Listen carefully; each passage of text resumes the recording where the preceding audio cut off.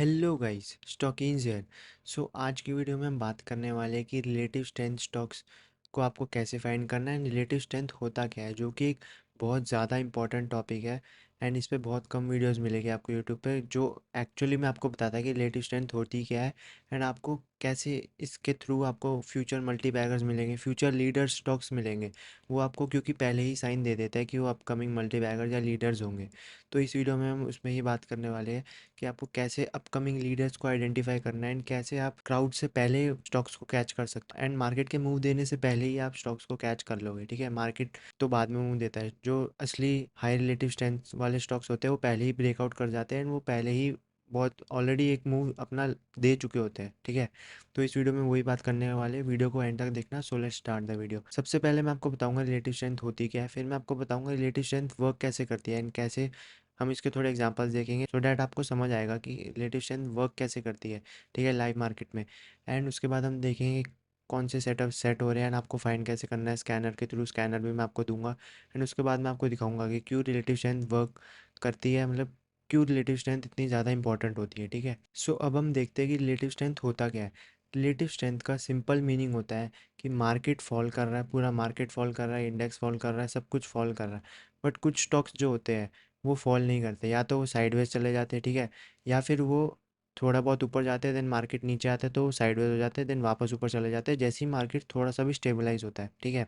Down trend में भी कुछ स्टॉक्स ऊपर चले जाते हैं, वो बहुत रेयर होते हैं, उनमें बहुत एक्सेप्शनल रिलेटिव स्ट्रेंथ होती है, वो भी हम देखेंगे कैसे हमें मिलेंगे वो स्टॉक्स। तो सबसे पहले रिलेटिव स्ट्रेंथ का सिंपल मीनिंग यही होता है कि मार्केट नीचे जा रहे हैं, स्टॉक्स ऊपर जा रहे हैं। एंड आपको सबसे ज़्यादा ये ऐसे मार्केट्स में ही काम आएगी, ठीक है। ये वीडियो मैं फरवरी 2026 में बना रहा हूँ, ऑलमोस्ट एंड हो गया फरवरी का, ठीक है। तो ऐसे मार्केट में आपको सबसे ज़्यादा हेल्प करेगी रिलेटिव स्ट्रेंथ, जब मार्केट डाउन ट्रेंडिंग हो, जब मार्केट साइडवेज हो, ठीक है, या जब मार्केट 52 वीक हाई से बहुत नीचे हो, जब मार्केट ईएमएस से अपनी सारी ईएमएस के नीचे हो, ठीक है।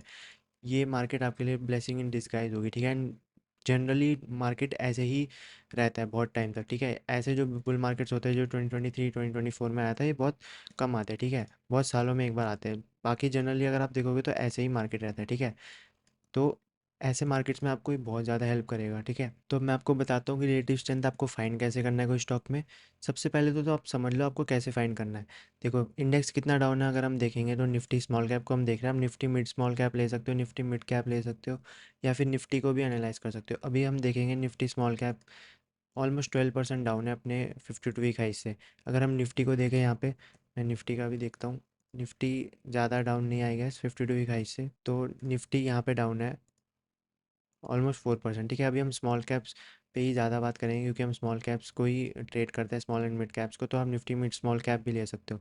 तो जब अगर इंडेक्स इतना डाउन है 52 वीक हाई से, कितना डाउन है 52 वीक हाई से, ऑलमोस्ट 13% 14%, तो स्टॉक से अप्रॉक्सीमेटली 40 to 50% डाउन होंगे, ठीक है। आप कभी भी जाके क्रॉस चेक कर सकते हो। ऑलमोस्ट इंडेक्स से 2 to 3x फॉल आता है स्टॉक्स में, ठीक है।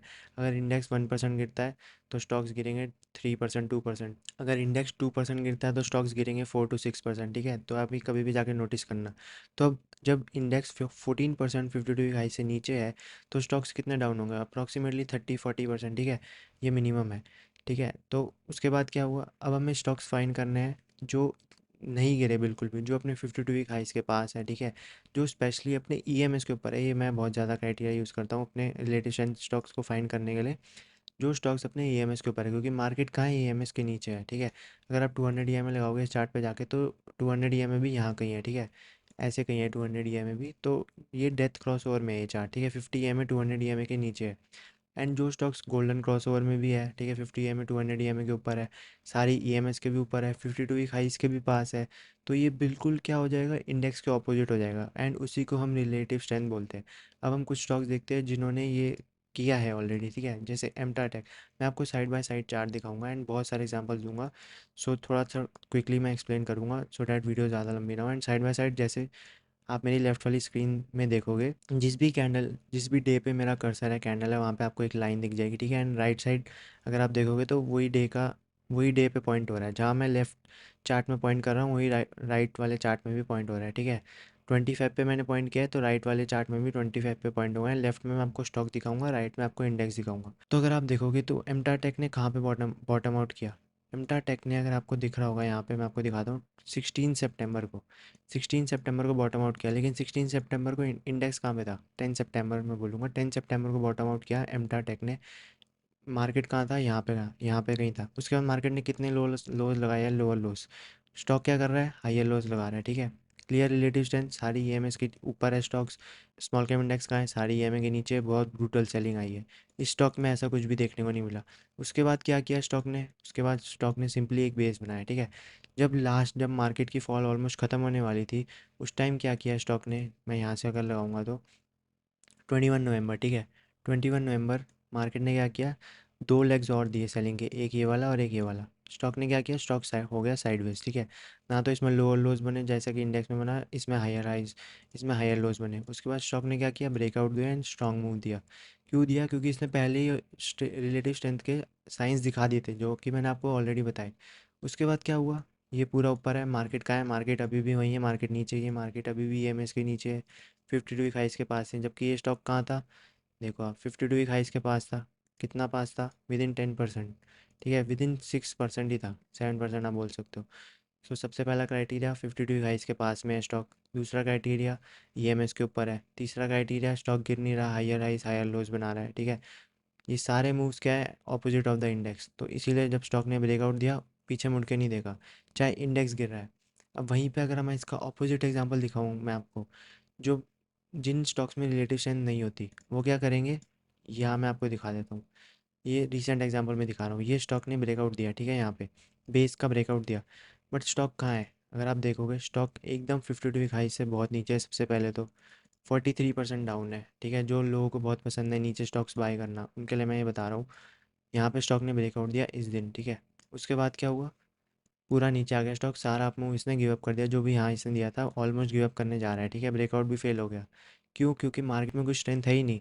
तो ये स्टॉक में रिलेटिव स्ट्रेंथ नहीं है। ये स्टॉक जस्ट ओवरसोल्ड हो गया था, क्योंकि ये बहुत ज़्यादा गिर चुका है, बहुत क्विक फॉल आया था इसमें, ओवरसोल्ड वगैरह हो गया, वो अलग रीज़न हो सकते हैं।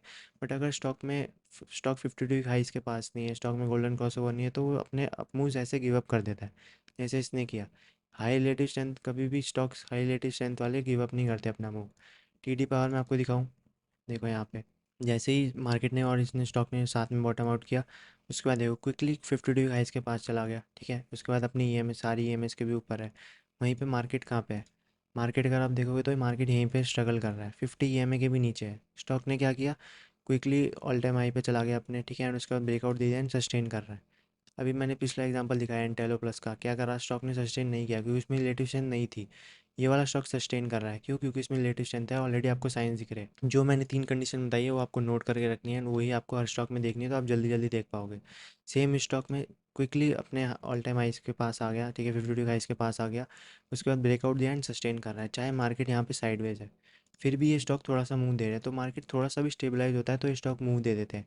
इसलिए मार्केट से पहले ही मूव कर जाते हैं। इसलिए आपको रिलेटिव स्ट्रेंथ आइडेंटिफाई करना आना चाहिए, जो कि बहुत इंपॉर्टेंट टॉपिक है, क्योंकि ये स्टॉक्स पहले ही ब्रेकआउट दे जाते हैं मार्केट के मूव होने से भी पहले। एंड अगर मार्केट यहाँ पे ऊपर चल जाता है तो ये बहुत ज़्यादा आगे जाके लीडर्स, अपकमिंग मल्टीबैगर्स भी बन सकते हैं। जेबी कैम सेम एग्जांपल, 52 हाइस के पास है, ठीक है, बड़ा बेस है, 52 हाइस के पास है। यहाँ पे जैसे ही ब्रेकआउट दिया सस्टेन कर रहा है। बैंक ऑफ महाराष्ट्र, ठीक है, यहाँ पे जैसी ब्रेकआउट दिया सस्टेन कर रहा है। क्यों कर रहा है? क्योंकि इन सब में रिलेटिव स्ट्रेंथ है। जो मैंने आपको कंडीशन बताई है, आप अपने चार्ट पे जाके देखना ये सारे एग्जांपल्स में। अभी मैं एक एक एग्जांपल नहीं एक्सप्लेन कर पा रहा, क्योंकि वीडियो लंबी हो जाएगी बहुत। अब मैं आपको बताता हूँ कि आपको फाइंड कैसे करने हैं स्टॉक्स।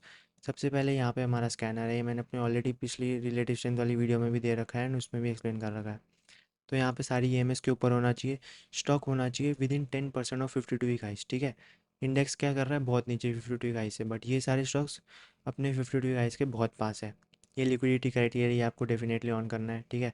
हमें ईटीएफ्स नहीं चाहिए, हमें एफएन होनी चाहिए। तो बस ये simple criteria, main criteria 10% off 52 week highs होना चाहिए। एंड इसमें ज़्यादा स्टॉक्स भी नहीं आएंगे भी, जैसे देखो 50 स्टॉक्स ही आ रहे हैं, तो 100 150 से ऊपर कभी गए नहीं है, 100 150 के अराउंड ही आते हैं, ठीक है। तो इन स्टॉक्स में से मैंने कुछ फाइंड किए, तो मेरे को वो मैंने जो सिलेक्ट किया वो आपको बता रहा हूँ। जैसे आईडीबीआई, ठीक है, क्विक रिकवरी 52 हाइस के पास, ठीक है। यहाँ देखो, अगर अगर आप 52 हाइस के पास है, ब्रेकआउट भी दे दिया है, तो इनमें हाई चांसेस सस्टेन करने के। तो आपको वो स्टॉक्स बाय करने हैं जो ऑलरेडी ऊपर है, अपना मोमेंटम प्रूव कर चुके हैं। आपको नीचे वाले बीट एंड डाउन स्टॉक्स नहीं लेने हैं, क्योंकि अगर मार्केट नहीं चलता या फिर साइडवेज भी हो जाता है तो स्टॉक सारे गिर जाते हैं, अपना अप मूव गिव अप कर जाते हैं जो भी अप मूव दिया है। बट हाई रिलेटिव वाले स्ट्रेंथ वाले स्टॉक्स कभी भी अपना अप मूव गिव अप नहीं करते। यही डिफरेंस होता है हाई रिलेटिव स्ट्रेंथ स्टॉक्स में and beat and down stock जो बहुत लोगों को पसंद है। किल लॉस को अगर आप देखोगे बहुत बड़ा बेस है, रीटच कर रहा है अपनी सारी ईएमएस के ऊपर है, वहीं पे इंडेक्स से कर रहा है, सारी ईएमएस के नीचे है, साइडवेज है, कुछ नहीं कर रहा, बट स्टॉक रिलेटिव स्ट्रेंथ दिखा रहा है। एमआरपीएल देखो बड़े बेस से निकला, क्विकली 52 हाइस के पास भी आ गया, ठीक है, रीटच भी किया एंड सारी ईएमएस के ऊपर है। ये भी एक breakout retouch type of setup है, ठीक है। तो ऐसे आपको सेटअप फाइंड करने हैं हाई रिलेटिव स्ट्रेंथ तक। ये सारे स्कैनर्स में आए हैं जैसे इसने देखो बड़ा बेस का ब्रेकआउट दिया जमुना ऑटो ने, ठीक है, यहीं पे ब्रेकआउट दे दिया मार्केट से पहले ही, एंड उसके बाद सस्टेन भी कर रहा है। क्यों सस्टेन कर रहा है? क्योंकि इसमें रिलेटिव स्ट्रेंथ है। रिलेटिव स्ट्रेंथ कैसे है? सबसे पहले इसने देखो कब का बॉटम बना दिया, मार्केट ने कहाँ बॉटम बनाया है, ये देखो, इसने बॉटम बनाया है यहाँ पे 6 नवंबर को। मार्केट राइट साइड वाले चार्ट पे देखो कहाँ है 6 नवंबर पे, मार्केट है यहाँ पे, ठीक है, ये स्टॉक है यहाँ पे। स्टॉक क्या बना रहा है? Higher lows higher lows higher lows, ठीक है, ये अगर आप बोलोगे तो हायर लोज। मार्केट क्या कर रहा है? लोअर लोज लोअर लोज लोअर लोज, सारी ईएमएस के नीचे है, सारी ईएमएस के ऊपर है स्टॉक, ठीक है, इंडेक्स सारी ईएमएस के नीचे है, इंडेक्स 52 हाई से बहुत नीचे है, स्टॉक क्या कर रहा है? 52 हाइस के बहुत पास है।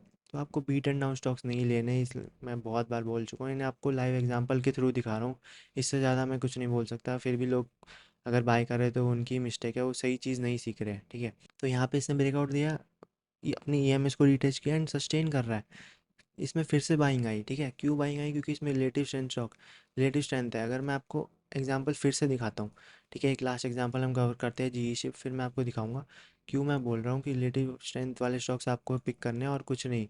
यहाँ पे देखो इसने तो कब का बॉटम बना दिया, मैं बता भी नहीं सकता, इतने पहले बॉटम बना दिया मार्केट से, दैट मीन इसमें रिलेटिव स्ट्रेंथ है, ठीक है।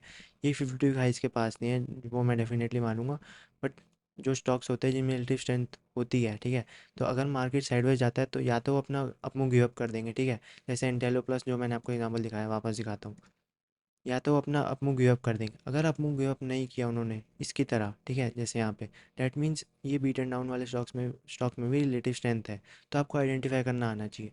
अगर ये नहीं गिर रहा, मार्केट साइडवेज है, तो यहाँ पे आपको फिर से सेटअप मिलेगा, तो अब आपको पता चल गया कि इसमें रिलेटिव स्ट्रेंथ है, क्योंकि मार्केट क्या कर रहा है? मार्केट गिर रहा है, साइडवेज हो रहा है, ईएमएस के नीचे है, बट ये स्टॉक क्या कर रहा है? अपनी ईएमएस भी ब्रेक नहीं कर रहा, 50 हाई इसके पास भी है, ठीक है, तो इसमें स्ट्रेंथ है। अब मैं आपको दिखाता हूँ क्यों ज़रूरी होता है रिलेटिव स्ट्रेंथ स्टॉक्स को पिक करना। अब ये बाजार स्टाइल देखो, आप स्टाइल बाजार कुछ भी बोलो, सबसे पहले इसमें ओवरहेड सप्लाई काफ़ी है, ठीक है, ऑलमोस्ट 20% की है। उसके बाद जब स्टॉक ब्रेकआउट देता है यहाँ पे जब इसने ब्रेकआउट दिया, ठीक है, इस दिन यहाँ पे इंडेक्स में इस दिन, एंड इस जब ब्रेकआउट दिया तो क्या किया, ठीक उसके बाद बिल्कुल भी सस्टेन नहीं हुआ, पूरा अपमूव इसने गिव अप कर दिया। क्यों? क्योंकि इसमें रिलेटिव स्ट्रेंथ है ही नहीं। जबकि मार्केट कहाँ है? मार्केट यहाँ आपको लग रहा है कि साइडवेज है, बट इसमें बहुत सेलिंग प्रेशर है, डे हाई से रोज़ मार्केट रिवर्स हो रहा है एंड यहाँ पे साइडवेज है, ठीक है, कोई बाइंग नहीं है, तो यहाँ पे बहुत सारे स्टॉक्स गिर रहे हैं। मैंने आपको रिलेटिव स्ट्रेंथ वाले एग्जांपल दिखाया तो आपको लग रहा होगा कि स्टॉक्स गिर नहीं रहे, बट बहुत सारे एग्जांपल्स है जो सारे स्टॉक्स गिर रहे हैं ऐसे, ठीक है, बहुत ज़्यादा।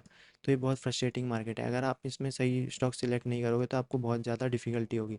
इंटेलो प्लस मैंने दिखा दिया, इसमें रिलेटिव स्ट्रेंथ नहीं थी तो ये पूरा गिर गया।